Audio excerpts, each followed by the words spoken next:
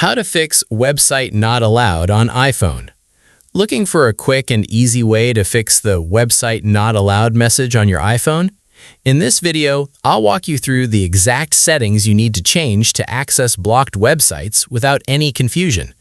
And if you enjoy simple, step-by-step tutorials, make sure to subscribe for more helpful how-to guides. Let's get started. First, close your browser and open the Settings app on your iPhone. Scroll down and tap on Screen Time. Next, select Content and Privacy Restrictions. Tap on App Store, Media, Web, and Games, then select Web Content.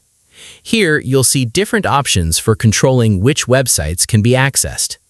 If Limit Adult Websites or another restriction is enabled, check the Never Allow section and remove the website that's being blocked.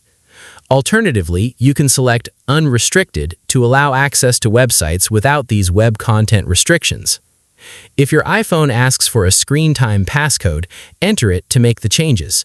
If you don't know the passcode, you'll need to use the available passcode recovery option or ask the person who manages the device. Once you've updated these settings, go back to your browser and try opening the website again.